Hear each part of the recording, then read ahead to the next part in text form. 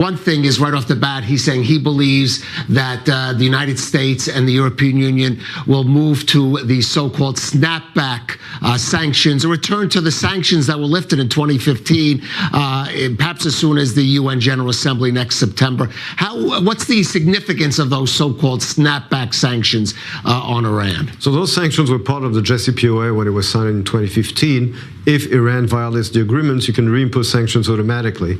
But that was in 2015. We're now 8 years later. Iran has already enriched uranium. We learned about it last week of up to above 84%.